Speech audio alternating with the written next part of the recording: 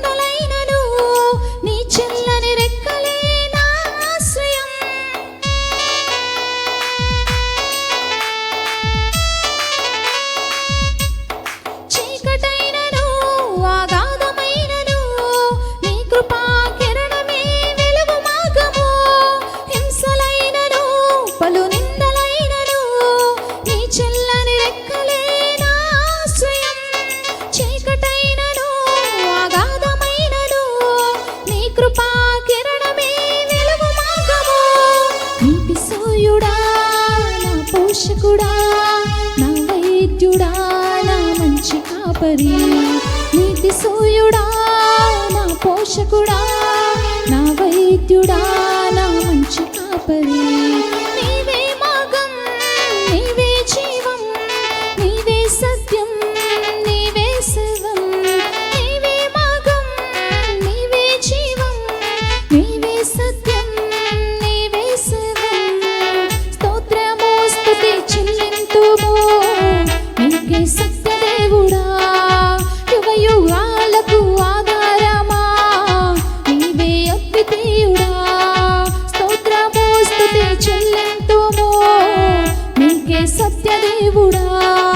యుగయుగాలకు ఆధారమా నీవే అద్వితీయుడా. మన Holi prayer gospel fellowship ఆత్మీయ గీతం నుంచి 315 పాట అందరం కలిసి పాడుకుందాం.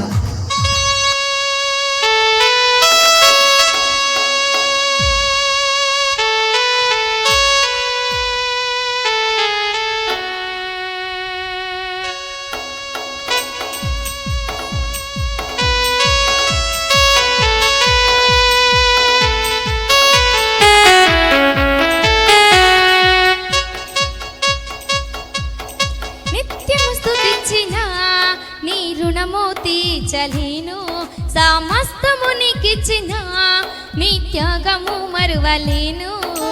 నిత్యము స్తుతించిన నీ రుణము తీర్చలేను, సమస్తము నీకిచ్చిన నీ త్యాగము మరువలేను. రాజా రాజా రాజా రాజాది రాజువు నీవు, దేవా దేవా దేవా దేవాది దేవుడవు. రాజా రాజా రాజా రాజాది రాజువు నీవు, దేవా దేవా దేవా దేవాది దేవుడవు. నిత్యము స్తుతించిన నీ రుణము తీర్చలేను, సమస్తము నీకిచ్చిన నీ త్యాగము మరువలేను.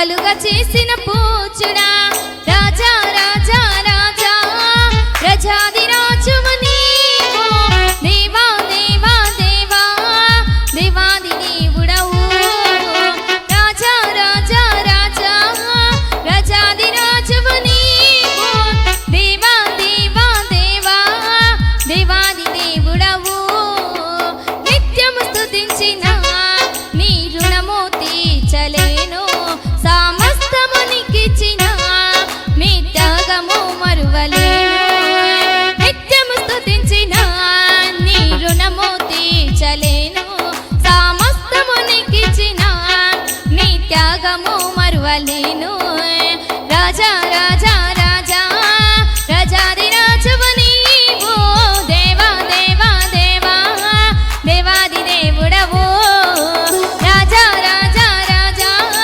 రజాది రాజువు నీవు దేవా దేవా దేవా దేవాది దేవుడవు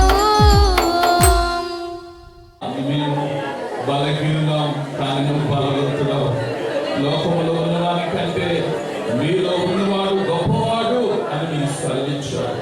అవునాయన మాలో మేము కలిగి ఉన్న దేవుడు మీరు దేవుడు నాయన ఈ పరిస్థితుల్లో మమ్మల్ని ఆదుకుంటావని మమ్మల్ని ఆదరించగలిగిన వాడిని మమ్మల్ని రక్షించగలిగిన దేవుడు అని అయ్యా మీ పాదాలు పట్టుకుంటున్నాం. దేవా మీ సహాయం దయచేయండి. పౌలంటున్నాడు నేను ఎప్పుడు బలహీనుడనో అప్పుడే బలం పొందుతున్నాను. నన్ను బలపరిచే దేవుడు ఉన్నాడు, నన్ను నడిపించే దేవుడు ఉన్నాడు, నన్ను పోషించే దేవుడు ఉన్నాడు, నన్ను సంరక్షించే దేవుడు ఉన్నాడు. ధైర్యంగా భక్తులు జీవించారు. అలాంటి కష్ట సమయాల్లో, అలాంటి దుఃఖ సమయాల్లో, అలాంటి వేదన సమయంలో తమ్మును తాము పోషించుకోగలిగారు, తమ్మును తాము కాపాడుకోగలిగారు, తమ్మును తాము సాక్షులుగా నిలబడగలిగారు. కారణం ప్రభువా నీ కృపేగా నాయన, నీ సన్నిధిగా నాయన. దేవా మా కట్టి కృప దయచే నాయన. దేవా నా కట్టి విశ్వాసం దయచే నాయన. నా కట్టి ప్రార్థన నడిపింపు దయచే నాయన. నీ మీద ఆధారపడటంలో తప్ప నేను చేయగలిగింది లేదయ్యా. నీ సహాయం నాకు దయచేయి, నీ సమాధానం నాకు దయచేయి అయ్యా. ఆదుకోనాయన, ఆదరించు నాయన, బలపరచు నాయన అని ప్రభువా నీ చేతులకు అప్పగించుకుంటున్నాను. ప్రభు చేతులకు అప్పగించుకున్నా మనలను బలపరచగలిగిన, మనలను క్షమించగలిగిన, మనలను తన హక్కులకు చేర్చుకోగలిగిన ప్రేమ కలిగిన దేవుడు మన దేవుడు. అన్నిసార్లు బలహీనమైపోయినా తాను మనల్ని ప్రేమిస్తున్నాడు, తన కృపను ఇంకా చూపుతున్నాడు. తన దాస్తునికైనా కృప చూపుతున్నాడని ఎలియాజరు ఒప్పుకున్నట్లుగా ప్రభు పాదాలు పట్టుకున్నా, సహాయాన్ని కోరుకున్నా. అయ్యా కనికరించండి. మీరు చేస్తే తప్ప, మీరు జోక్యం చేసుకుంటే తప్ప మాకు రక్షణ లేదయ్యా, మాకు కాపుదల లేదయ్యా, మాకు భద్రత లేదనైనా. ఇప్పుడు ఎక్కడికి వెళ్ళాలన్నా భయమేనే, ఎవరితో మాట్లాడాలన్నా భయమేనే అయ్యా. సర్వ ప్రపంచం అంతా ఒలిగిపోతుందయ్యా. మరి వీటిగా మా దేశాన్ని, మా రాష్ట్రాన్ని, మా పాలకులను ప్రభువా, మా దేశంలో మాకెంతో శ్రమ చేస్తున్న వారిని జ్ఞాపకం చేసుకో అయ్యా. నేను వారి కొరకు ప్రార్థిస్తున్నా, కానీ కార్యం చేయగలిగిన దేవుడవని నీ పాదాలు పట్టుకొచ్చున్నా అయ్యా. సహాయం దయచు. ఈ పునరుద్ధాన దినమందు సహవాసంగా కలిసి ప్రార్థిస్తున్నాను నాయన. కృప చూపండి నాయన, దయ చూపించండి నాయన, సహాయము చేయండి నాయన. అయ్యా ఈ వైరస్ బారిన పడిన ప్రజలు మీరు దర్శించండి అయ్యా. వారికి స్వస్థత దయచేయండి ఆయన. త్వరగా వారు కోలుకొని క్షేమంగా రావడానికి సహాయం చేయండి నాయన. మా ఊరిని మీరు ఎంతో కాపాడుతున్నారు, మా ప్రాంతాలు మీరు కాపాడుతున్నారయ్యా. అయ్యా మీకు వందనాలు చెల్లిస్తున్నాను నాయన. అయ్యా మీకు వందనాలు చెల్లిస్తున్నాను. మా పట్టణాన్ని, మా యొక్క మా గ్రామాన్ని, మా గ్రామ ప్రజలు, పెద్దలు, నాయకులు మీరు కాపాడుతున్నందుకు వందనాలు. మీకు వందనాలు నాయన. మా గ్రామం చుట్టూ, మా గ్రామం చుట్టూ, మా సహవాసం చుట్టూ కంచి వేయండి నాయన. ఏ దుష్టుడు ముట్టకుండా చెయ్యండి అయ్యా. ఏ తెగులు నీ గుడారంలో సమీపించదు అని చెప్పారయ్యా. యెహోవాయందు భయభక్తులు గల వారు చుట్టూ ఆయన దూత కావలి నుండి వారిని రక్షించును అని చెప్పారు. అయ్యా అయ్యా మీరు మమ్మల్ని కాపాడాలి, మీరు మమ్మల్ని నడిపించాలి, మీరు మమ్మల్ని కాపాడాలి. సహాయం దయచేయండి, సహాయం దయచేయండి, సహాయం దయచేయండి. మీకే వందనాలు చెల్లిస్తున్నాం అయ్యా. మీ కాపుదల మాకు మా కుటుంబాలకు ఎంతగా మీరు కాపాడుతున్నందుకు వందనాలు వందనాలయ్యా. అయ్యా సహాయం దయచేయండి, రాష్ట్ర దేశాన్ని నిరీక్షించండి. సహవాసం ఎక్కడున్నా కాపాడండి, కనికరించండి. మీ సహాయాన్ని మీ సన్నిధిని కోరుకుంటున్నామయ్యా. మమ్మల్ని జ్ఞాపకం చేస్తున్నాం. మీరే మీ కృప ద్వారా మమ్మల్ని బలపరిచి మమ్మల్ని దర్శించి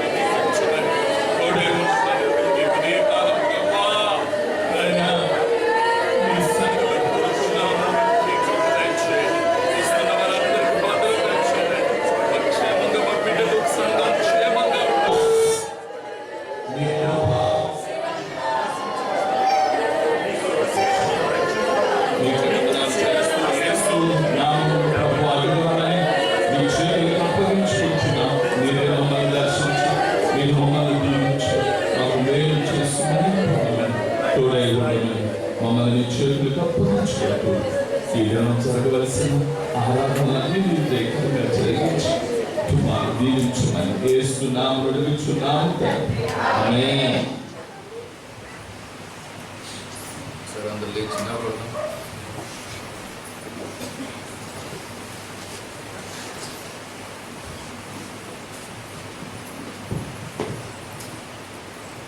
పరిశుద్ధ గ్రంథాలు తీసుకోండి. ఏమైనా సముద్రం కానీ తీరుగా వచ్చేట్టు జరిగింది. మధ్యలో అలా అంటే అది భయపడతాను. కీర్తన గ్రంథం 91వ అధ్యాయం తీసుకో.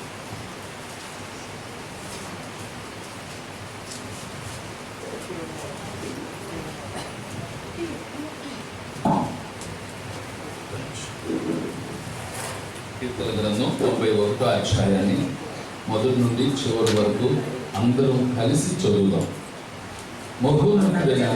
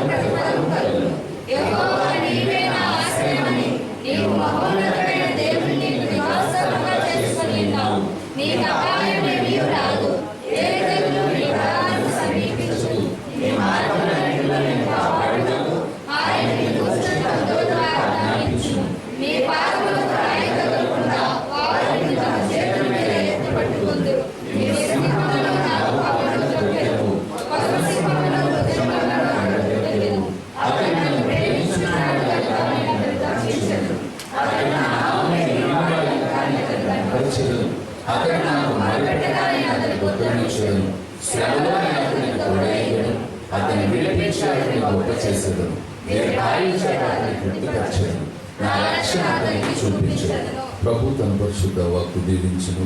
ఆమేన్. దయచేసి కూర్చోండి. లేచో పాల్పడతారు. We greet you all in Jesus' name. Let us thank our God for giving us this great opportunity to be here and to praise our Lord. అందులో సజీవులతో ఆయన పరిశుద్ధ స్థలములో కూడి పరిశుద్ధుడైన దేవుణ్ణి పునరుద్ధాన ఆరాధనతో మనం ఆయన స్తుతించగలుగుతున్నామంటే అది కేవలం మన ప్రభు యేసుక్రీస్తు వారు మనలో చూపిస్తున్న కృప.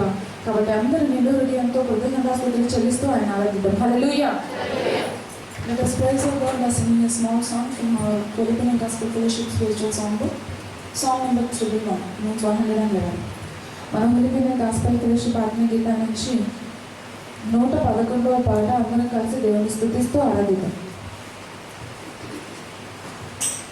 నీ చేతితో నన్ను పట్టుకో, నీ చిత్తములో నన్ను నడుపు, శిల్పి చేతిగా చీలను నేను అనుక్షణము నన్ను చెక్కుము, శిల్పి చేతిలో చీలను నేను అనుక్షణము నన్ను చెక్కుము. ఘోర పాపిని నేను తండ్రి, పాప ఊబిలో పడి ఉంటిని, లేవనెత్తుము, శుద్ధి చేయుము, పొందలేను నీదు ప్రేమను. ఘోర పాపిని నేను తండ్రి, పాప ఊబిలో పడి ఉంటిని, లేవనెత్తుము, శుద్ధి చేయుము, పొందలేను నీదు ప్రేమను. నీ చేతితో నన్ను పట్టుకో, నీ చిత్తంలో నన్ను నడుపు, శిల్పి చేతిలో చీరలు నేను అనుక్షణము నన్ను చెక్కుము, శిల్పి చేతిలో చీరలు నేను అనుక్షణము నన్ను చెక్కుము. అంధకారలోయలోన సంచరించిన భయము లేదు, నీ వాక్యం శక్తి గలది, నా త్రోవకు నిత్య వెలుగు. అంధకారలోయలోన సంచరించిన భయము లేదు, నీ వాక్యం శక్తి గలది, నా త్రోవకు నిత్య వెలుగు.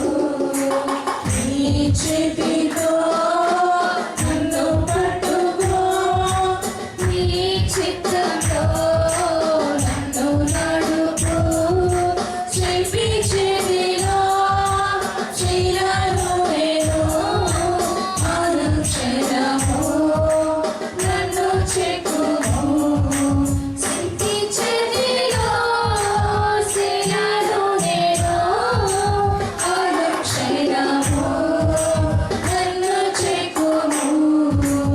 ఈ భూమిలో రాజు నీవే, నా హృదయలో శాంతి నీవే, కుమ్మరించుము నీదు ఆత్మను, జీవితాంతము నీ సేవ చేస్తును. ఈ భూమిలో రాజు నీవే, నా హృదయలో శాంతి నీవే, కుమ్మరించుము నీదు ఆత్మను, జీవితాంతము నీ సేవ చేస్తును. నీ చేతితో నన్ను పట్టుకో, నీ చిత్తంలో నన్ను నడుపు, శిల్పి చేతిలో చీరలు నేను అనుక్షణము నన్ను చెక్కుము, శిల్పి చేతిలో చీరలు నేను అనుక్షణము నన్ను చెక్కుము.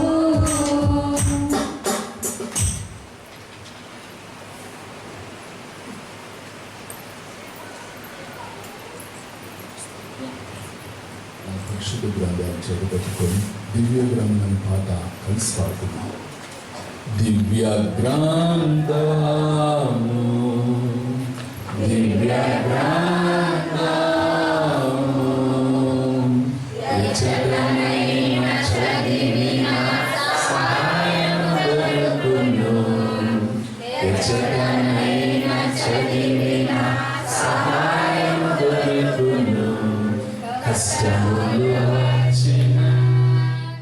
కష్టములు కలిగిన కష్టములు వచ్చిన నష్టములు కలిగిన విడువకుండా చదువుడి దివ్య గ్రంథము విడువకుండా చదువుడి దివ్య గ్రంథము. వందనాలు మీ అందరికీ వందనాలు, మీ పక్కలకు వందనాలు చెప్పుకోండి. మంచిదని ప్రభు అయిన యేసుక్రీస్తు వారి శుభనామములో మనం విధిగా కూడి ప్రభువుని స్తుతించి ఆరాధించడానికి ప్రభు మనకు ఇవ్వబడిన ఈ సమయాన్ని బట్టి ప్రభు నామానికి మహిమ కలుగునుగాక. ఆమేన్. మళ్ళీ ఈరోజు రాజుల గ్రంథం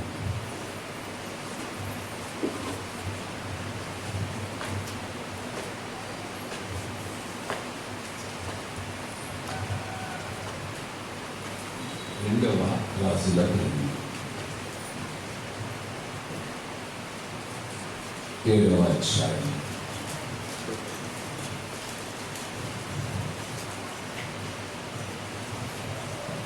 మూడవ వచనం. అప్పుడు ఆ పట్టణపు గుమ్మమునొద్ద నలుగురు కుష్ఠరోగులు ఉండగా వారు ఒకరినొకరు చూచి మనము చచ్చిపోవు వరకు ఇచ్చట ఎందుకు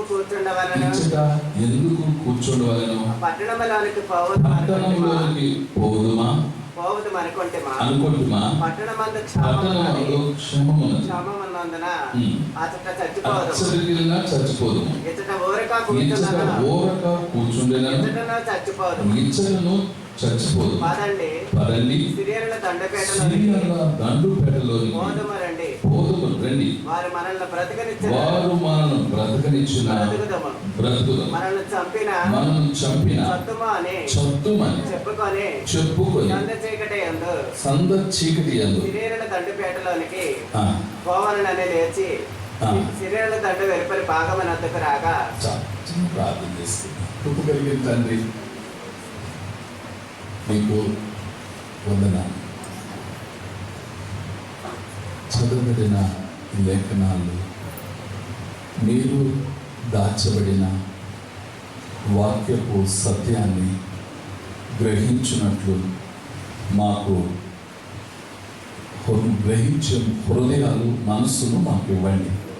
మీ మాటలు దేవా గ్రహించే రాపించిన మీరు ఆ మాటలో ఉన్న సత్యాన్ని గ్రహించి ఆత్మీయంగా మా జీవితాన్ని కట్టుకోవడానికి కృప దయచేయమని మీ చేతులకు అప్పగించుకుంటూ మాతో మాట్లాడమని యేసు నామమున అడుగుచున్నాము తండ్రి.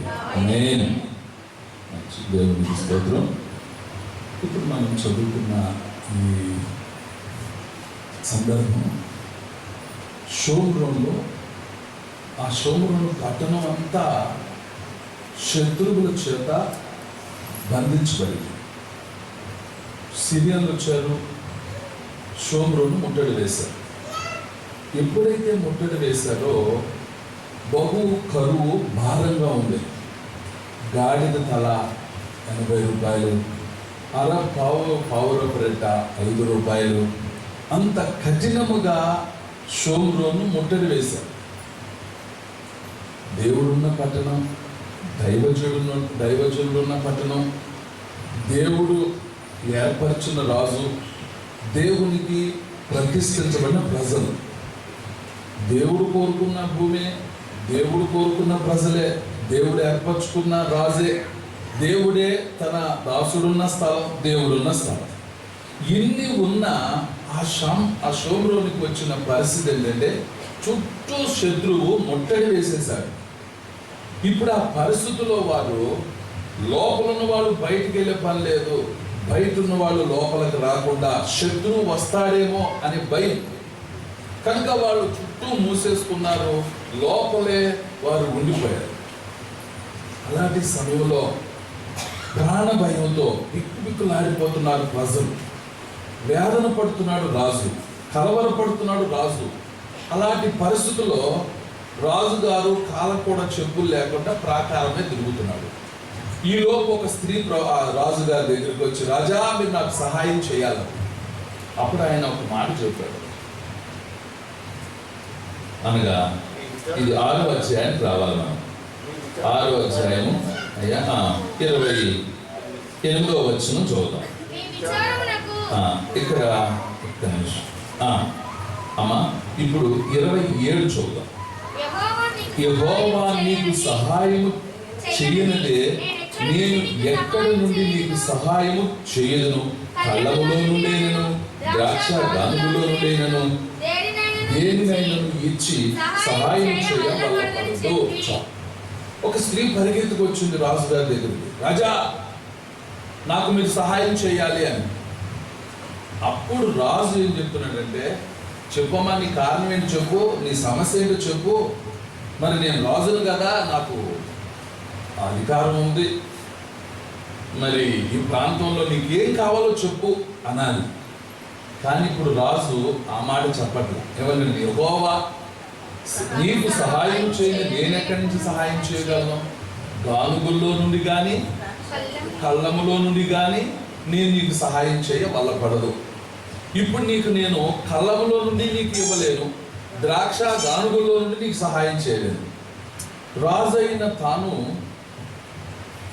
నాకు సహాయం చేయండి, సహాయం కావాలి, నాకు సహాయం చేయండి అని గొప్ప రాజు దగ్గరికి వెళ్ళి ఆ దేశాన్ని పరిపాలించే రాజునే అడుగుతుంది, నాకు సహాయం కావాలయ్యా, మీరు నాకు సహాయం చేయండి అని.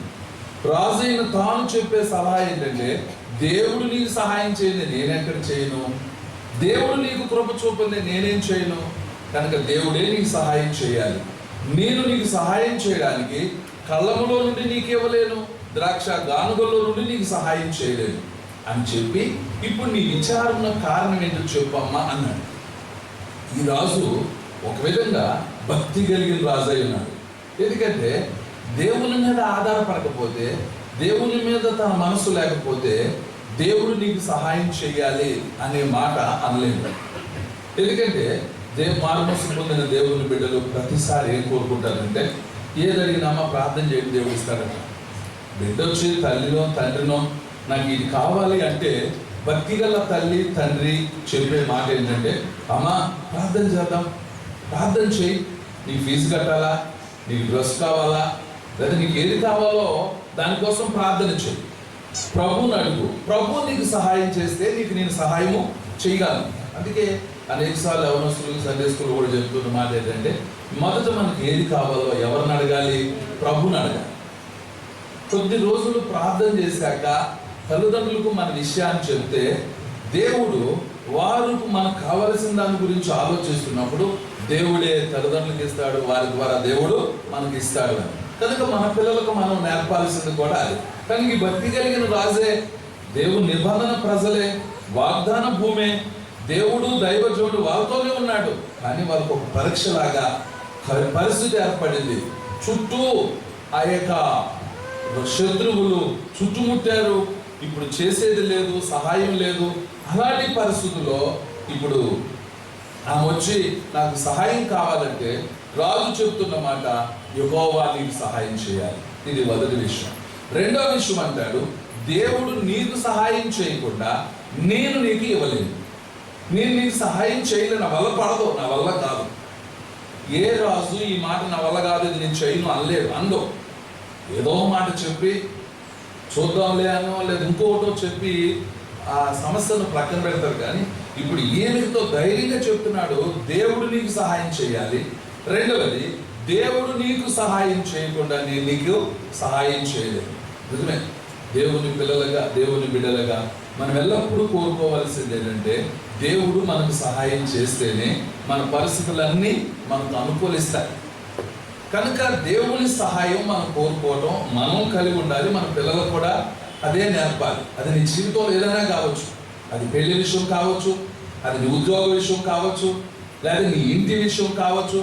చాలాసార్లు భర్తలు, భార్యలు, కొన్నిసార్లు పిల్లలు, మాకు ఇల్లు లేదు, అది లేదు, ఇది లేదు, బాధ ఉంటుంది, నేను కాదను. కానీ పరిస్థితులు ఏం చేయాలి? ప్రభుకే చెప్పాలి. అది నీ ఇంటి సమస్య కావచ్చు, నీ ఉద్యోగ సమస్య కావచ్చు, నీ పెళ్లి సమస్య కావచ్చు, లేదా నీ భవిష్యత్తు సమస్య కావచ్చు, ఎవరు ఏం చేయలేదు. ఎవరు నీకు తీర్చలేరు, ఎవరు నిన్ను ఆదుకోలేరు, ఎవరు నిన్ను ఆదరించలేరు. కారణం దేవుడే నీకు సహాయం చేయకపోతే, దేవుడే ఆదుకోకపోతే, దేవుడే ఆదరించకపోతే మన చుట్టూ ఎన్నున్నా ఏమున్నా దానిలో మనం జయము చూడలేము.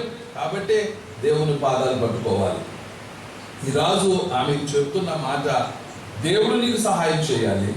దేవుడు నీకు సహాయం చేయకుండా నేను గానుగుల్లో నుండి కానీ కళ్ళంలో నుండి కానీ నీకు ఇవ్వా, అది బలపడదు, నేను చేయలేను, అది నా వల్ల కాదు అని చెప్పి ఇప్పుడు అడిగాడు. నీకు విచారం, నీ కారణం ఏంటి చెప్పు, నీ విచారమునకు మరి కారణం ఏంటో చెప్పామా అంటే అప్పుడు ఆమె చెప్పింది, అయ్యా మరి తనతో పాటు ఏమొద్దు ఆమె వెనకాల ఇంకొక ఆమె వచ్చు. అప్పుడు ఆ విషయాన్ని చెప్పింది. ఏ విషయం అంటే, మేము ఒక ఒప్పందం చేసుకున్నాం ఈ కడుపు రోజులో, ఈరోజు వంటకి మరి నీ బిడ్డను వంట చేయమంటే, లేదు నీ బిడ్డను వంట చేయమంటే నా బిడ్డను వంట చేసుకొని తిన్నాం నిన్న, ఈరోజు వంటకి తన బిడ్డనిమ్మంటే ఆమె ఈ బిడ్డని ఇవ్వట్లేదు అని చెప్పి రాజుకు చెప్పింది. అప్పుడు రాజు బట్టలు చింపుకొని ఏడటం మొదలుపెట్టాడు. నా దేశము ఎంత కరువు వచ్చింది, ఎంత శ్రమ వచ్చింది, బిడ్డలను వంట చేసుకొని తినే అంత స్థితిలో నా దేశం ఉందని ఏడటం మొదలుపెట్టాడు. బట్టలు చింపుకున్నాడు, ప్రార్థన చేశాడు, ప్రభువుపై ఆధారపడ్డాడు. ఆ తర్వాత దైవజనుడు ఒక వర్తమానం పంపించాడు. రాజా, నువ్వెందుకు భయపడతావు? దేవుడు లేడా? ఇశ్రాయేల్లో దేవుని కృప లేదా? నువ్వెందుకు భయపడతావు?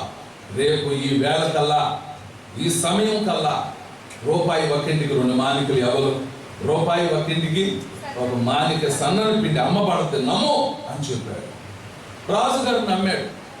దైవజనుడు దేవుడు చెప్పాడు కనుక దేవుడు చేస్తాడు.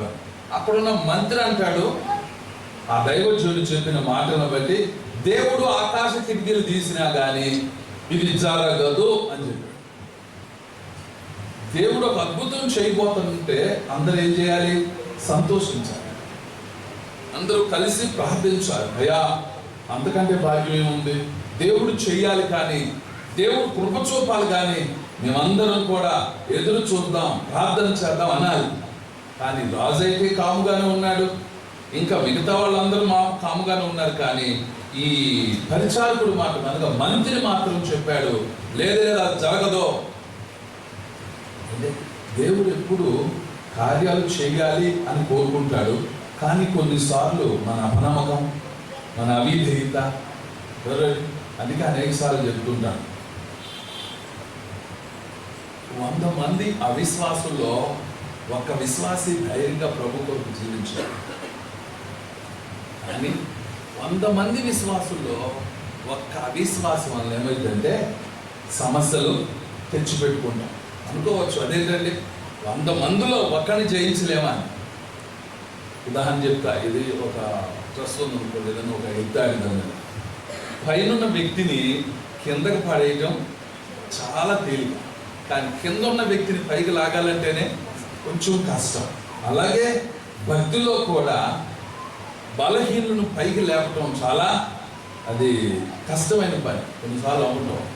ఈ మధ్యకాలంలో ఒక యవనస్తురాలు ఒక విషయం చెప్పింది. అదేమిటంటే, అయ్యా నా చేతులారా నేను చేసుకున్నాను. ఏమైందమ్మా అంటే అంటున్న మాట ఏంటంటే, నేను చేసుకుంటే మారు మనసు లేని చేసుకోవాలి, అన్యుని చేసుకోవాలి, లోకస్తుని చేసుకోవాలి. ఎందుకని? నేను ఆ వ్యక్తికి రక్షణలోకి నడిపించేయాలి, అన్యుడికి మార్గాన్ని చూపించేయాలి, యేసయ్యని పరిచయం చేయాలి, దేవుడి ప్రేమాదం తెలియచేయాలి, అతను మార్చేయాలి అని తాను నిర్ణయించుకొని ఒక వివాహానికి తాను ముందుకు వచ్చింది. సరే, తల్లిదండ్రులు కూడా చెప్పారు అమ్మ అని. లేదు తప్పనిసరిగా నేను చేసుకోవాలని బయటకు వచ్చి ముందుకు వచ్చి చేసుకున్న తర్వాత ఆయన దురలవాటులో లోకస్తుడు, అన్యుడు. ఇప్పుడు ప్రార్థన చేయడానికి ఏం కూడా ప్రార్థన మానేసి తర్వాత అడిగాం, ప్రార్థనకి ఎందుకు అట్లా? తను చెప్పడానికి కారణాలు చాలా ఉన్నాయి. ఒకటి, అత్తమామలు మారుమూసు లేదనో, భర్తకు మారుమూసు లేదనో, పిల్లలు రానివ్వట్లేదనో చెప్పాలి. కానీ ఆమె చెప్పిన మాట ఏంటంటే, అయ్యా నేనేదో మార్చాలనుకున్నాను కానీ నేనే మారిపోయాను, నేను ఆయన మార్చాలనుకున్నాను, నేనే మారిపోయా. నేనే పూర్తిగా లోకస్తురాలు అయిపోయాను, అందుకే నేను ప్రార్థన రాదు. ముందేమనుకుందంటే నేను మార్చగలను అనుకుంది, కానీ తర్వాతనే ఎంతో భక్తిలో విశ్వాసంలో ప్రార్థనలో ఉన్న వ్యక్తి ఇప్పుడు ఎప్పుడైతే కుటుంబ బాధ్యతలోకి వెళ్ళిపోయిందో తానే మారిపోయింది. నిజమే, దేవుని బిడ్డలుగా మన జీవితంలో కూడా అనుకుంటాం నేను అంతా దాన్ని ఏది మార్చేయగలను, ఎలా చెప్పగలను, సరి చేయగలను. కానీ బైబిల్ చెప్తుంది ఒకరు రక్షించబడటం దేవుని చిత్తం ఒకటి. రెండవది మన ప్రయత్నంగా మనల్ని మనం కాపాడుకోవడం, ఇది ప్రథమ విషయం. అందుకే బైబిల్ అంటాడు పట్టణాన్ని పట్టుకుని వానికంటే తన మనసును స్వాధీనపరుచుకున్నవాడు ధన్యుడు. చాలాసార్లు ఇతరులకి చెప్పడం సులువుగా అని చెప్తాం, కానీ మన దగ్గరికి వచ్చేసరికి మనము చాలాసార్లు బలహీనం తప్పిపోతుంటాం. కానీ మనల్ని మనం కాపాడుకోవడం చాలా అవసరం. కనుక ఇప్పుడు ఇశ్రాయేలీయులకి పరీక్షలు ఎదురైంది. ఒకటి, దేవుని ఏర్పరిచిన భూమి, స్థలము, దేవుని నిబంధన ప్రజలు, దేవుడు ఏర్పరచుకున్న రాజు, దైవజనుడు ఉన్నాడు, దేవుని సన్నిధి ఉంది, దేవుడు ఉన్నాడు. కానీ కష్టాలు వచ్చాయి. ఇది మామూలు కాదండి. ఆ దేశం అంతటి మీద చుట్టూ ముట్టడి వేశారంట. అందుకే ఆ మాట అంటారు కదా,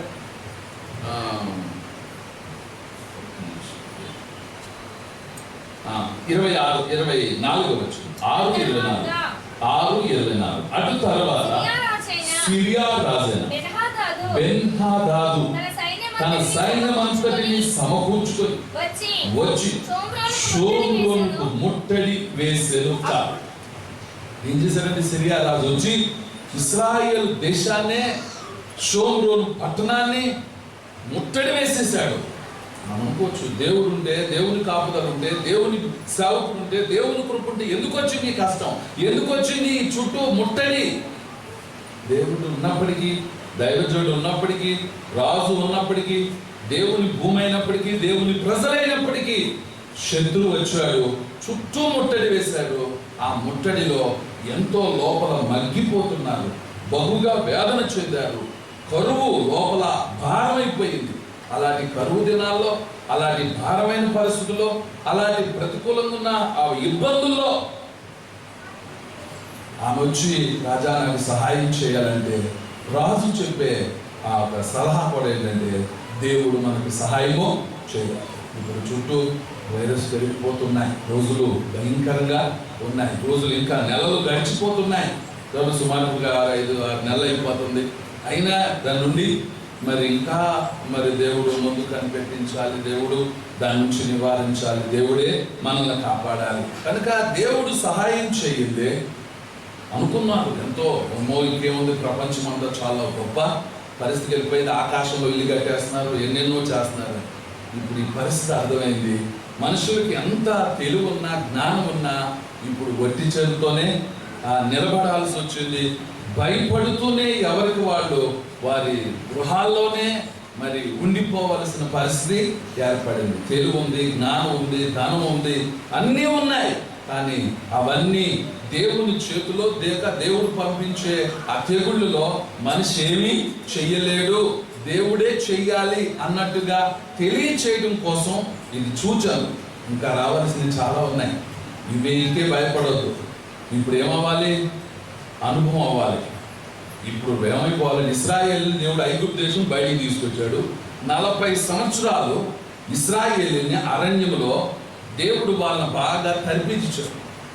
ఆ తర్వాత కానీ యోర్దాను దాటాక, రాత్రి కూడా చెప్పా, యోర్దాను దాటితే కానీ అసలు శక్తి ఉపయోగించాల్సి వచ్చింది. 31 మంది రాజులు జయించగలిగారు. ఆ 40 సంవత్సరాలు వారిని ఆ రాటు తేలిపోయేటట్టు చేశాడు.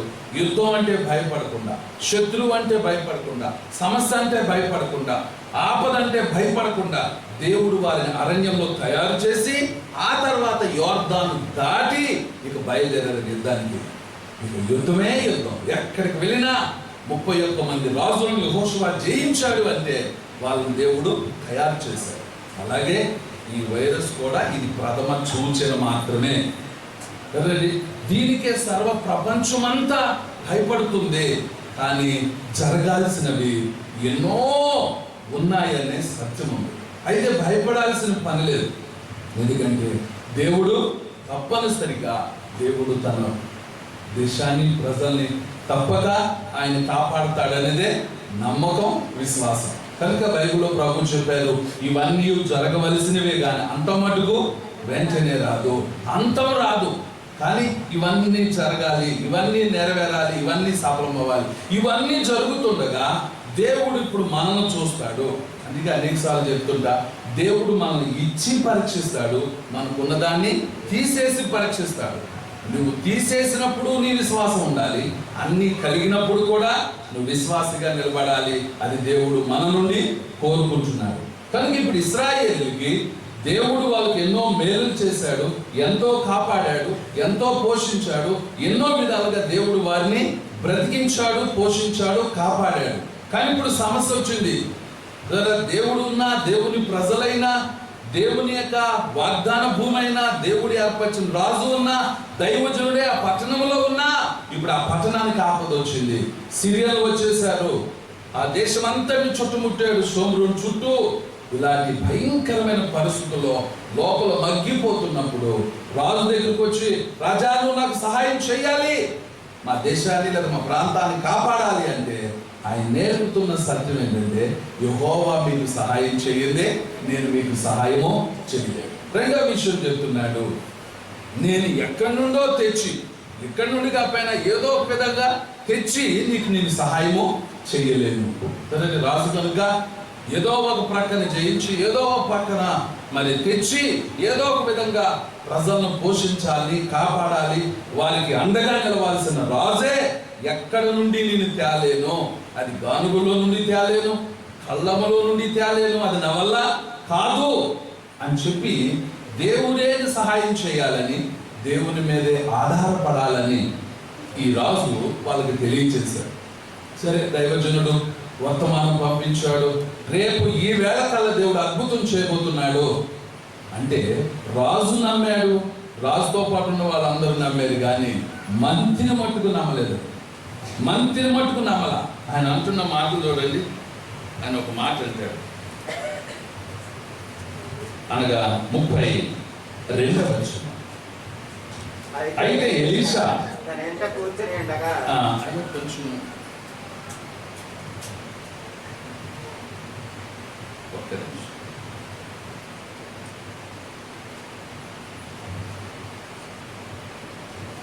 ఏడవ వచనం.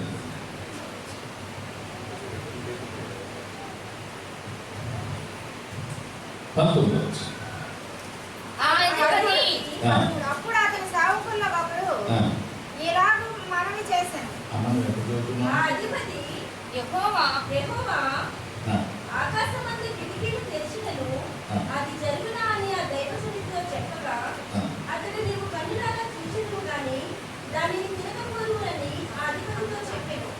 జనులు ద్వారమందు అతన్ని త్రొక్కగా అతడు మరణమైన కనుక ఆ మాట ప్రకారం అతనికి సంభవించేది. ఇప్పుడు దైవజనుడు తనకు ఒక మాట చెబితే, ఇప్పుడు మనం కొంచెం అర్థం అవడానికి కొంచెం పైకి వెళ్దాం. అనగా 2వ వచనం. అందుకు ఎవరి చేతి మీద రాజు ఆనుకొని ఉండెనో ఆ అధిపతి యెహోవా ఆకాశం తన కిటికీలు తెరిచిన దైవజనుడికి ప్రత్యుత్తరం ఇయ్యగా చాలు. ఇప్పుడు చాలు, కనులారా చూదు గాని దాన్ని తినకుందు అన్నాడు. చాలు. ఇప్పుడు కింద వచ్చిన గొప్ప అధిపతి యెహోవా ఆకాశం కిటికీలు తెరిచినను అది జరుగునా అని ఆ దైవజనుడితో చెప్పగా చాలు. ఇప్పుడు 2 విషయాల్లో ఏంటంటే, దైవజనుడు చెప్పినప్పుడు ఆయన చెప్తున్న మాట ఏంటంటే, ఇది జరగదు. కొన్నిసార్లు ప్రార్థన చేస్తారు కానీ ఇది జరగదు. ఇది కూడా కొంత ఏమంటారంటే అల్ప విశ్వాసం. అప్పుడప్పుడు చెప్తుంటే కదా, ఒక సమస్య కోసం ప్రార్థన చేస్తుంటే ప్రతిసారి అనేవాడండి అది జరగదు, అది జరగదు. జరగదని ముందే నీకు ఉన్నప్పుడు కొన్నిసార్లు ఏమంటారంటే, నేను ముందే చెప్పాను కానీ జరగదని, ప్రార్థన చేశారు కానీ జరగదని. నువ్వు జరగదు అంటే నువ్వు ఒక అడ్డుబండం అన్నమాట. దేవునికి అసాధ్యమైనది ఏది లేదు. కనుక దేవుడు చెప్పాడు, దైవజనుడు వచ్చి చెప్పాడు రాజుతో, అయ్యా దేవుడు అద్భుతం చేస్తాడు. చుట్టూ శత్రువులు ముట్టడి వేశారు, లోపల కరువుతో ఉన్నారు, బిడ్డలు వంట చేసుకొని తినే అంత పరిస్థితికి ఇశ్రాయేలీయులు జారిపోయారు, కష్టాకాలంలో ఉన్నారు.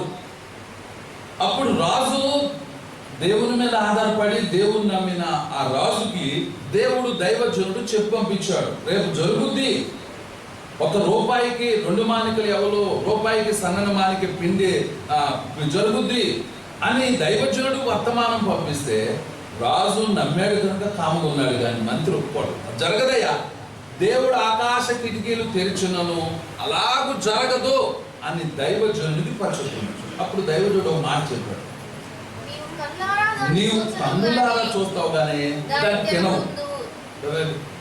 జరగటమైతే జరుగుద్ది కానీ నువ్వు తినవు. ఆ మాట చెప్పాడు. చివరికి వచ్చేసరికి దేవుడు చెప్పిన మాట అక్కడ నెరవేరింది.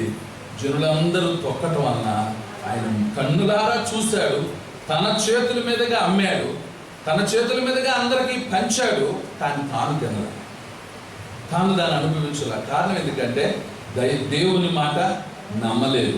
రెండవది, తాను ఏం చెప్పటం మొదలు పెట్టాడంటే దేవుని మాటకు ఆటంకపరిచాడు, ఎదురు చెప్పాడు. దేవుడు చేసేది దేవుడు చేస్తాడు, కానీ మనం చేసేది మనం చేయాలి. కనుక ఇప్పుడు ఇశ్రాయేలు దేవుని ప్రజలకు సమస్య వచ్చినప్పుడు, వాళ్ళందరూ భయపడుతున్నప్పుడు దైవజనుడు వాళ్ళకి చెప్పాడు, ఆ మాట నమ్మారు.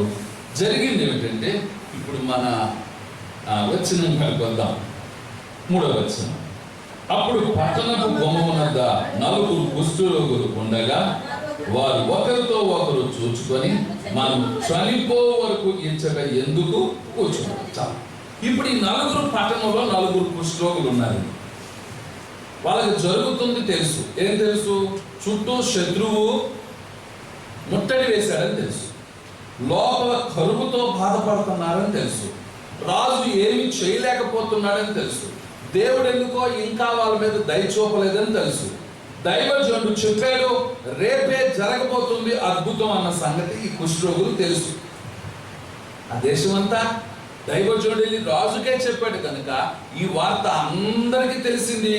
రేపు అద్భుతం జరగబోతుంది, దేవుడు విడిపించబోతున్నాడు, దేవుడు ప్రజలకు సమృద్ధిగా పోషించబోతున్నాడు అన్న సంగతి అందరికీ తెలిసింది. కానీ ఈ కుష్ఠరోగులకి ఒక ఆలోచన వచ్చింది, మనము పట్టణంలో ఉన్నా చనిపోతాం, బయటికి వెళ్ళినా చనిపోతాం, ఇప్పుడు ఎక్కడికి వెళ్ళినా ప్రమాదం అన్న సంగతి ఈ 4 కుష్ఠరోగులు గ్రహించి ఒకరితో ఒకరు మాట్లాడుకోవడం ప్రారంభించారు. సమస్య వచ్చినప్పుడే కదండి సమస్యను గురించి మాట్లాడుకునేది. ఏదైనా మాట్లాడుకుంటున్నారు అంటే ముందు సమస్య వచ్చినప్పుడు లేకపోతే ఉన్న పరిస్థితిని బట్టే తప్పక మాట్లాడతారు, తప్పక చెప్పుకుంటారు. ఇప్పుడు వాళ్ళకున్న పరిస్థితి కూడా ఈ 4 కుష్ఠరోగులు కలిసి చేస్తున్న పని ఏమిటంటే, వారికి దేవుడు అన్న భయం ఉంది, దేవుని దేవుడు ఏర్పరిచిన భూమి మీద ఉన్నారు, దేవుడు ప్రజల మధ్య ఉన్నారు, దేవుడు నియమించుకున్న రాజు పరిపాలనలో ఉన్నారు, దేవుడు ఉన్నాడు, దైవజనుడు ఉన్నాడు, కానీ శ్రమ అనుభవిస్తున్నారు. ఇప్పుడు ఏ పరిస్థితికి వచ్చారంటే వీళ్ళు మిగతా వాళ్ళు ఎంతో కొంత ఎలాగో కొలాగా జీవిస్తున్నారు, కానీ ఈ కుష్ఠరోగులకి అందరికీ ఏదో పెడతారు, కానీ కుష్ఠరోగులకి ఎవరు పెడతారు? ఇప్పుడు బాగున్న వాళ్ళు బ్రతకడమే కష్టమైంది, బాగున్న వాళ్ళు ఉండటమే కష్టంగా ఉంది. మరి కుష్ఠరోగులైన వారు ఎక్కడుంటారు? వాళ్ళు ఊరికి దూరంగా ఉంటారు. ఒకవేళ ఆ మార్గానికి ఎవరైనా వస్తే వాళ్ళు కేకలు వేసి చెప్పాలి, అయ్యా మీ కుష్ఠరోగులను దయచేసి మీరు ఆగండి, మేము వెళ్ళిపోతామని చెప్పి వాళ్ళ గాలి కూడా సోకనంత దూరం వెళ్ళిన తర్వాత వారు ప్రయాణం చేయాలి, ప్రయాణికులు ఆ దారిలో. అలాంటి భయంకరమైన వ్యాధిలో ఉండి, అలాంటి భయంకరమైన పరిస్థితుల్లో ఉండి ఇప్పుడు వాళ్ళు అనుకుంటున్నారు, ఇప్పుడు మనం చనిపోయే పరిస్థితికి వచ్చింది, మనం పట్టణంలో ఉన్నా చనిపోతాము, బయటికి వెళ్ళినా మనం చనిపోయే పరిస్థితుల్లో ఉన్నాం, కనుక మనం ఏం చేద్దాం అని ఒక నిర్ణయానికి వచ్చి ఇప్పుడు మనం చేసేది ఏమిటంటే సీరియల్ దగ్గరికి వెళ్దాం. రాజు దగ్గరికి వెళ్తామా? రాజు సహాయం చేయలేదు. ఒకవేళ ఎవరైనా అడుగుదామా? వాళ్ళు ఎవరూ చేయలేదు. కనుక మనము చేయగలిగింది ఏంటంటే పట్టణంలో ఉన్నా చనిపోతాం, బయటికి వెళ్ళినా చనిపోతాం. కనుక ఇప్పుడు మనం ఎవరి దగ్గరికి వెళ్ళాలి? ఆ నలుగురు కుష్ఠరోగులు ఆలోచించుకున్నారు అంటే వారి శత్రువుల దగ్గరికే, ఎవరైతే చుట్టూ ముట్టడి వేశారో వాళ్ళ దగ్గరికే వెళ్ళడానికి వారు నిర్ణయించుకున్నారు. నిజమే. ఇప్పుడు వాళ్ళకు వచ్చిన ఆలోచన, వాళ్ళకు వచ్చిన ఆ పరిస్థితుల్లో వారికి వచ్చిన ఆలోచన ఏంటంటే శత్రువుల దగ్గరికే వెళ్ళాలి. అయితే ఇప్పుడు ఒక మాట చదివి జ్ఞాపకం చేస్తాను.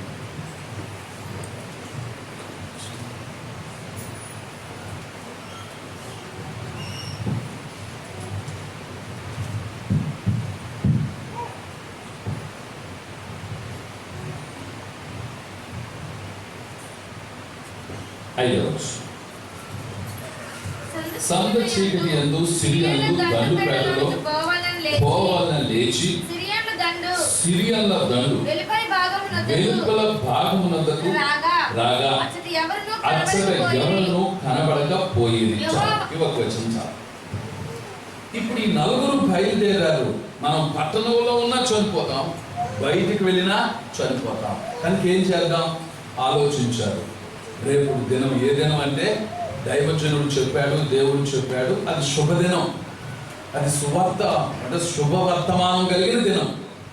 కనుక ఇప్పుడు మనం చనిపోతాం పరిస్థితుల్లో ఉన్నాం కాబట్టి ఇప్పుడు మనల్ని మనం బ్రతికించుకోవడానికి వెళ్దాం పదండి. షోమ్రోన్లో చుట్టూ ముట్టడి వేసిన సైన్యం దగ్గరికే వెళదామని, సిరియాల దగ్గరికి వెళదామని బయలుదేరారు. ఎప్పుడైతే సిరియాల దగ్గరికి వెళ్ళారో వాళ్ళు ఎప్పుడైతే బయట చూస్తే ఎక్కడ కట్టబడిన గాడిదలు కట్టినట్టే ఉన్నాయి, ఆ గుడారాల్లో ఎక్కడ చూసినా సామాన్యమే ఉన్నాయి. కానీ ఎటు చూసినా మనుషులు కనపడలేదు, ఎటు చూసినా వాళ్ళకి ఎవ్వరూ కనపడలేదు. ఏమైంది అంటే దేవుని సన్నిధిలో ప్రార్థించిన దేవుడు ఆ ప్రార్థన విన్నాడు. దేవుడు వాగ్దానం చేశాడు. ఆ వాగ్దానం ప్రకారం ఆ యొక్క షోమ్రోన్ చుట్టూ ఉన్న సిరియాలకు దేవుడు ఏం చేశాడంటే అక్కడ యెహోవా, ఇప్పుడు 6వ వచనం, యెహోవా రథముల ధ్వనియు గుర్రముల ధ్వనియు గొప్ప సమూహపు ధ్వనియు వినబడినట్లు చేయగా, ఎప్పుడైతే వాళ్ళకు గుర్రాల శబ్దం, రథాల శబ్దం, ఆ రౌతుల శబ్దం ఎప్పుడైతే వినబడిందో ఆ శబ్దాన్ని బట్టి వాళ్ళు ఆ దేశాన్ని వదిలిపెట్టి షోమ్రోను వదిలిపెట్టి వెళ్ళిపోయారు. ఆ ప్రాంతంలో ఎవరు లేరు. దేవుడు తాను చెప్పిన మాట ఏ విధంగా నెరవేర్చాడు. అయితే దేవుడు దాన్ని నెరవేర్చే వరకు దేవుని బిడ్డలుగా మనము చేయాల్సిన విషయం ఏమిటంటే, ఒకటి కష్టాల్లో, శ్రమల్లో, దుఃఖంలో, వేదనలో ప్రార్థించడం. రెండవది ఓపికతో భరించడం, సహించడం. అందుకే పౌలు అంటాడు, ఇప్పటి కాలపు శ్రమలో ఎన్నదగినవి కావు అని. మనకు శ్రమలు వచ్చినా, కష్టాలు వచ్చినా, కన్నీళ్ళు వచ్చినా ఇవి ఎన్నదగినవి మాత్రము కావు అని నమ్మి మన కష్టాల్లో, కన్నీళ్లలో దేవుని పాదాలు పట్టుకుంటే ఒక సమయం ఉంది, విడుదల సమయం, స్వస్థత సమయం, మనల్ని దీవించే సమయం దేవుని చేతిలో ఉన్నది. ఇప్పుడు ఇశ్రాయేలీయులు అలాంటి భయంకరమైన పరిస్థితుల్లో దేవుడు తన ప్రజలకు దైవజనులకు వర్తమానం పంపించాడు. ఆ మాట నమ్మి వాళ్ళందరూ ప్రార్థించారు. దైవజనుడు చెప్పాడు కానీ రేపు ఈ వేళకు అన్నాడు, అంటే ఒక రోజు సమయం ఇచ్చాడు.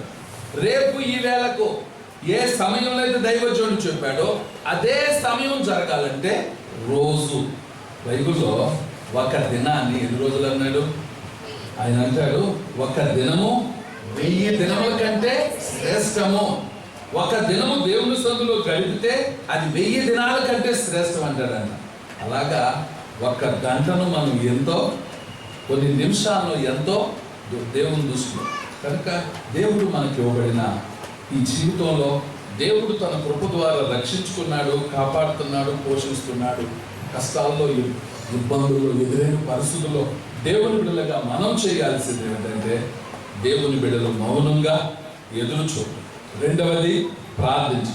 తప్పనిసరిగా దేవుడు తాను చెప్పిన విధంగా రక్షించడానికి దేవుడు తన ఆలోచన ప్రకారం తన కార్యాలు చేసి తన బిడ్డలను తప్పక ఆయన రక్షిస్తాడని విశ్వసిద్దాం. ప్రభుపై ఆధారపడదాం. ప్రార్థన చేసుకుందాం.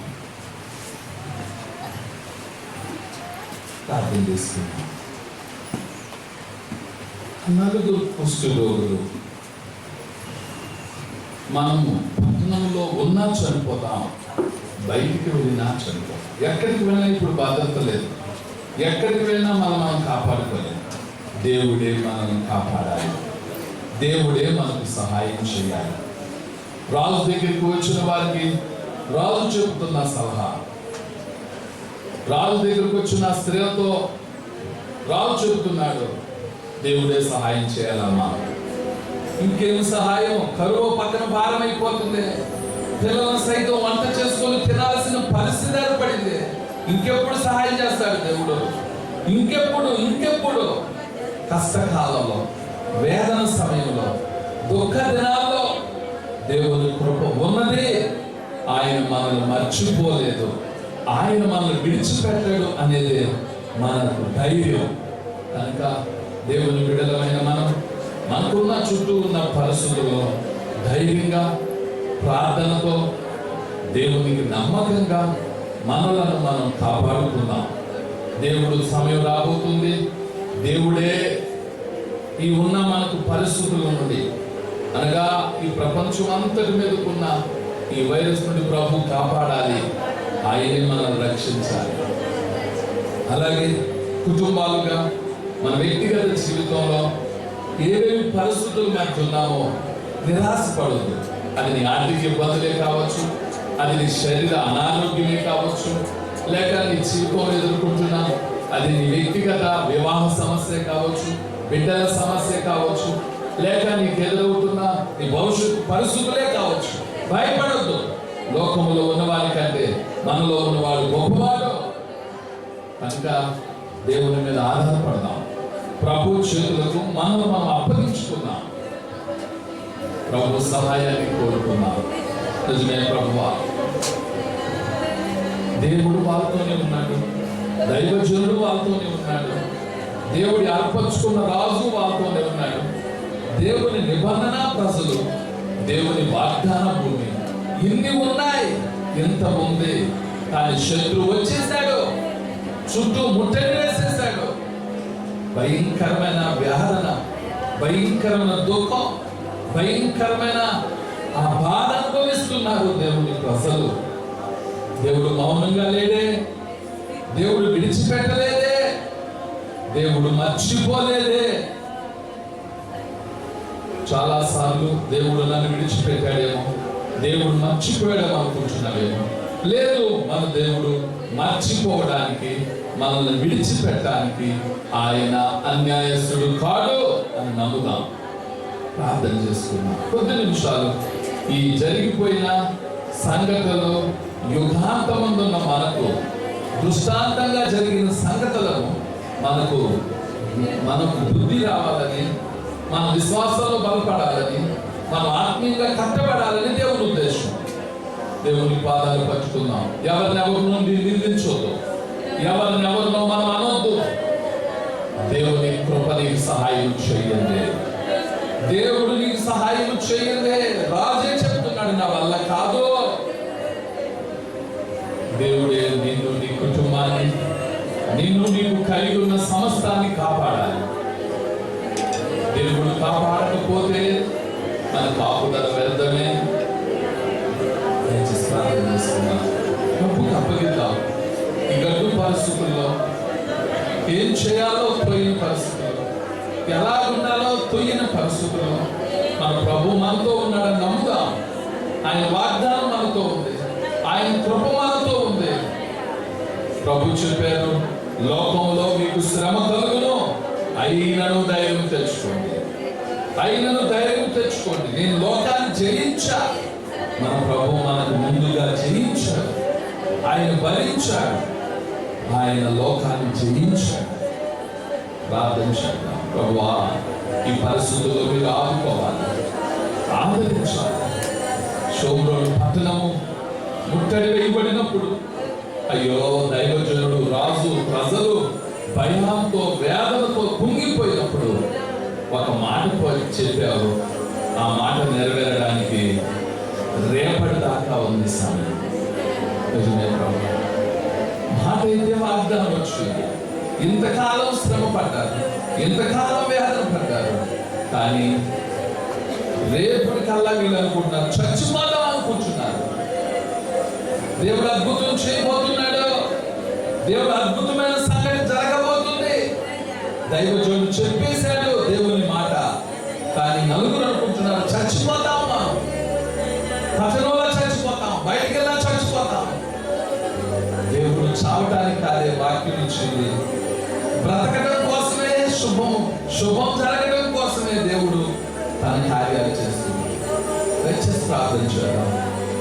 దేవుని సన్నిధిలో నువ్వు చనిపోదాం అనుకుంటున్నావేమో, దయచేసి నువ్వు చనిపోవడానికి కాదు, దేవుడు నిన్ను రక్షించుకోవే. నువ్వు బాధలో ఉండటానికి కాదు, దేవుడు నిన్ను రక్షించుకోవే. శ్రమలో ఉండటానికి కాదు, దేవుడు నిన్ను రక్షించుకోవే. దేవుడిపై ఆధారపడు. ఈ నలుగురు కుష్ఠరోగులు అనుకుంటున్నారు మనం చనిపోతాం, మనం చనిపోతున్నాం, ఇక అయిపోయింది నా పరిస్థితి అన్నట్టు వచ్చారు. నీ జీవితంలో కుంగిపోయినావా? ఆ నలుగురు కుష్ఠరోగులు కూడా అనుకుంటున్నారు ఇక చచ్చిపోతాం మనం. దేవుడు వాగ్దానం చేసింది చావడానికి కాదే. వీళ్ళు ఎప్పటి వరకు భరించారు, ఇప్పుడు ఓపిక చేయలేకపోతున్నారు. సమస్య వచ్చినప్పుడు, కష్టాలు వచ్చినప్పుడు, బాధలు ఎదురైనప్పుడు, ప్రతికూల పరిస్థితులు వచ్చినప్పుడు ఇలాగే కుంగిపోయామేమో. ఈరోజు దేవుని మాట జ్ఞాపకం చేసుకో. ప్రభు చెప్పాడు నేను విడబాయను. నువ్వెందుకు భయపడుతున్నావు? నువ్వెందుకు దుఃఖపడుతున్నావు? నువ్వెందుకు నలిగిపోతున్నావు? నీకు మీరు పగ తీర్చుకోవద్దు. దేవుని ఉగ్రతకు చోటివ్వండి.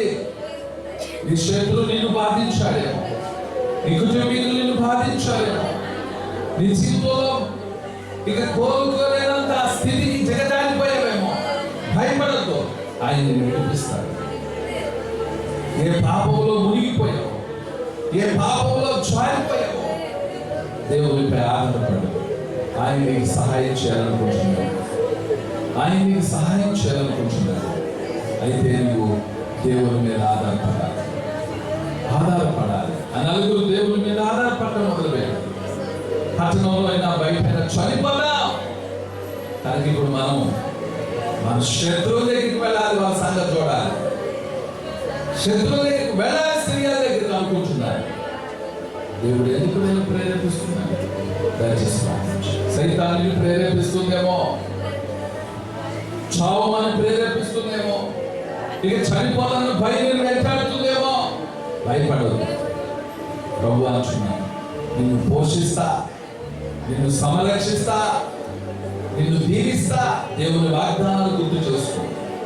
ఈరోజు నీ జీవితంలో దేవుడు చిగురింపు చేయాలని, మూడు పారిపోయిన నీ జీవితం చిగురించాలని, నీకు మేలు చేయాలని, తొదరు నీకు మేలు కలగాలని, నువ్వు దీవించబడాలని, నువ్వు మంచి కుటుంబీకుడిగా ఉండాలని, కుటుంబీకురాలుగా ఉండాలని కోరుకుంటున్నాడు దేవుడు. నీకు మంచి భవిష్యత్తు ఇవ్వాలనుకుంటున్నాడు. ఆలస్యమైనా దేవుడు అలక్ష్యం చేయలేదు. ఒకవేళ నీ తల్లి పట్టించుకోకపోవచ్చు, నీ తండ్రి పట్టించుకోకపోవచ్చు, కానీ దేవుడు మాత్రం నేను విడిచిపెట్టడు. నా గురించి ఎవరు పట్టించుకోరు. ఇక ఎవరు నా గురించి పట్టించుకునే వాళ్ళు లేరు అనుకుంటున్నావేమో. నీ జీవితంలో ఎటువంటి పరిస్థితులు కూడా వెళుతున్నావో, దేవుడు విడిచిపెట్టేవాడు కాదు. దేవుడు మర్చిపోయేవాడు కాదు. దేవుడు కృపగలవాడు. నువ్వు దేవుని దగ్గర ఒప్పుకొని, దేవుని దగ్గర సరి చేసుకొని, ప్రభువా నా లోపాలు, నా బలహీనతలు క్షమించాయి, నన్ను విడిపించాయి. నోరు తెరిచి ప్రార్థన చేయి. సమస్య నీది, నువ్వు ప్రార్థన చేయి. సమస్యలో ఉన్న నీవు దేవుని అడుగు. ఆయన నిన్ను విడిపించాలనుకుంటున్నాడు. నువ్వు నోరు తెరిస్తే, నువ్వు అడిగితే, దేవుని మీద ఆధారపడితే, అది ఏ పరిస్థితి అయినా దేవుడు మార్చేస్తాడు. ఎవరు బెదిరింపులకు భయపడుతున్నావా? ఎవరి మాటలకు కలవరపడుతున్నావా? దయచేసి ప్రార్థన చేయి. నువ్వు మనిషి మాటలు నమ్ముతున్నావు, నువ్వు పరిస్థితులను చూస్తున్నావు, కానీ దేవుని మాటకు లోబడుతున్నావు. దేవుని కోసం నిలబడలేకపోతున్నావు, నడుము కట్టుతో నిలబడలేకపోతున్నావు. పరిశుద్ధతను కాపాడుకోలేకపోతున్నావు, నీతిగా నిలబడలేకపోతున్నావు. దానికి కారణం ప్రభువా నా బుద్ధి గనిపే అని పశ్చాత్తాపడు. ఇప్పుడైనా నువ్వు మనసు మార్చుకుంటావని, ఇప్పుడైనా నీ పాపాన్ని విడిచిపెడతావని, ఈ రోజైనా దేవునికి లోపడతావని ప్రభు నిన్ను ప్రేమిస్తున్నాడు. ఇది ప్రతికూల పరిస్థితుల్లో దేవుని మాటకు విధి, దేవుని మాటకు ప్రేమించు, దేవుని మాటకు లోపడు. ఆ మంత్రి అంటున్నాడు, దేవుడు ఆకాశ కిటికీలు తెరిచినా జరగదు. ఇలాగే అనుకుంటున్నాడేమో. దయచేసి ప్రార్థన చేయండి. నేను కూడా అల్ప విశ్వాసిగా మాట్లాడుతున్నానయ్యా. ఆ మంత్రిలాగా నేను విసుగు చెందుతున్నానయ్యా. ఆ మంత్రిలాగానే సనుకుంటున్నానయ్యా. అది జరగదు అని నేనే చెప్తున్నాను. మీరేమో జరుగుతుందంటే ఇక జరగదు అని నేనే చెప్తున్నాను. నన్ను క్షమించు. దేవుని మాట నెరవేరుతుంది, దేవుని వాగ్దానం నెరవేరుతుంది. దేవుడు ఎప్పుడు మన మంచి కోరేవాడు, మన క్షేమం కోరేవాడు, మన ఆరోగ్యం కోరేవాడు, మన మేలు కోరేవాడు. అంత మంచి దేవుని మీకు హృదయపూర్వకంగా ప్రభు మీద ఆధారపడి ప్రభు సహాయాన్ని కోరుకోవాలి. ఏ పాపాన్ని దాచుకోవద్దు. ప్రభువా నీ పాప బంధకంలో ఉన్నా నన్ను విడిపించు, నేను జయించలేకపోతున్నాను, నన్ను క్షమించు. ఏ పరిస్థితులు కూడా వెళుతున్నావో అది నీకు నీ దేవునికి తెలుసు. నువ్వు ఎటువంటి పరిస్థితులు గుండా వెళుతున్నావో, ఎలాంటి పరిస్థితులు గుండా వస్తున్నావో అది దేవునికి తెలుసు. అయితే దేవుని దగ్గర దాచుకోవద్దు. దేవుని దగ్గర కన్నీరు కాచి ప్రార్థించు. ప్రభు మీద ఆధారపడి మన ప్రభు క్షమిస్తాడు, మన ప్రభు విడిపిస్తాడు, మన ప్రభు మనకు తోడుగా నిలుస్తాడు, మన ప్రభు నిన్ను నిలబెడతాడు.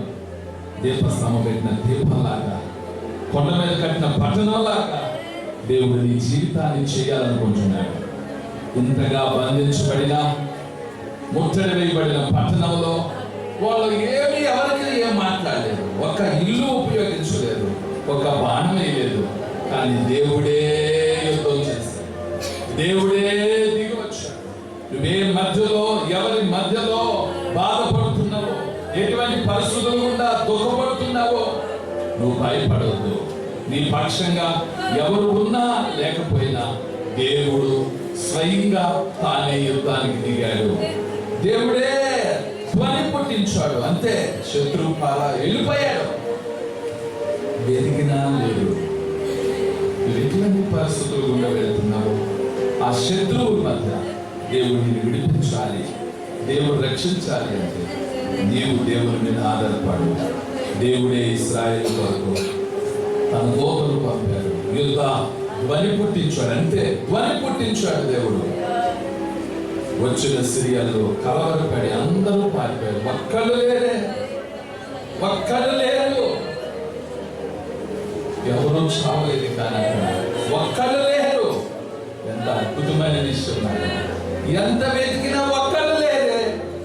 ఏమయ్యారు? దేవుడే దిగి వచ్చాడు, దేవుడే శబ్దాలు పుట్టించాడు, దేవుని ధ్వనికి శత్రువు పారిపోయాడు.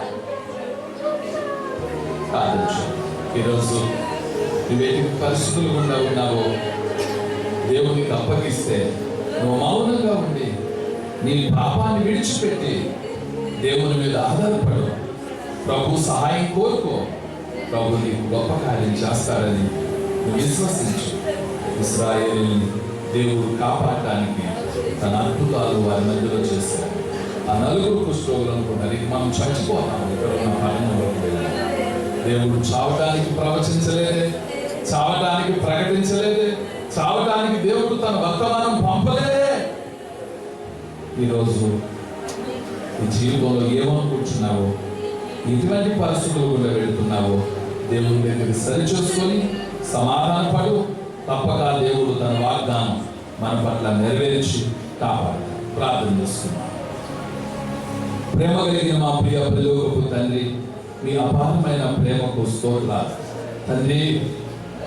ఈ ఉదయకాలపు ఆరాధనలో ఈ రీతిగా పాలు పొందిన ప్రతి ఒక్కరిని జ్ఞాపకం చేసుకోండి. లేక ఈ లైవ్ ద్వారా ఎవరు వింటున్నారో, ఎవరు అవసరాల్లో ఉన్నారో వారికి కూడా మేలు కలుగునట్లు కృప దయచేయండి. మీ మాటలు వారి హృదయాలను దర్శించండి, వారికి మేలుగా దీనునిగా మార్చండి. ఎవడు దీనుడై నలిగిన హృదయము గలవాడై నా మాట విని వణుకుచుండునో వాడిని దృష్టిస్తాను అన్నారు. కనుక ప్రభువా, దైవజనుల ద్వారా వర్తమానం పంపిస్తే రాజు ప్రజలు నమ్మారు కానీ మంత్రి నమ్మలేదు. దైవజనుడు చెప్పాడు, నువ్వు చూస్తావు కానీ తినవు అన్నారు. అలాగే చూపించారు. తన చేతుల మీదుగా పంచాడు కానీ తాను దాన్ని అనుభవించలేకపోయారు. అయినా ఈరోజు నలుగురు కుష్ఠరోగులు అనుకుంటున్నారు ఇక మనం చనిపోతాం, ఇక మన పని అయిపోయింది, ఇక చావే మన పరిస్థితి అనుకున్నారు. దేవుడు వాళ్ళని సమృద్ధిగా పోషించాడు. ధనముతో, ధాన్యముతో, బంగారముతో దేవుడు వాళ్ళని దీవించాడు. నిజమే ప్రభువా, ఈ ఉదయకాలం ఎవరైతే నిరాశలో ఉన్నారో వారిని ముట్టండి, సహాయం చేయండి. అలాగే ప్రాంతాలను, మా దేశాన్ని వణికిస్తున్న ఇక్కడ వైరస్ నుండి విడిపించండి. కుటుంబాలను, బిడ్డలను కాపాడండి. మీ నామానికి మహిమ తెచ్చుకోండి. మాకున్న సమస్యల చుట్టూ, మా గ్రామం చుట్టూ, మా కుటుంబాల చుట్టూ, మా పట్టణం చుట్టూ మీకు కంచి వేయండి. అలాగే ప్రభా, హోలీ పెళ్లి సహవాస బిడ్డలు ఎక్కడెక్కడ ఉన్నారో వారందరినీ కాపాడయ్యా. వారు ఏ రాష్ట్రంలో, ఏ దేశంలో ఉన్నారు వారందరికీ కాపుదల తెచ్చు, భద్రత తెచ్చు, కుటుంబాలను దీవించు. ఈ దినాలలో పాల్పొందిన ప్రతి ఒక్కరికి మేలు చేసి దీవించున్నాను. యేసునామమున అడుగుచున్నాము తండ్రి, ఆమేన్. తండ్రి దేవుని ప్రేమ, కుమారుడైన యేసుక్రీస్తు వారి కృప, పరిశుద్ధాత్మ యొక్క సన్నిధి, ఆయన సహవాసంగా కూడి దినాలలో పాల్పొందిన అందరికీ కృపతోడ దీవించునుగాక. ఆమేన్.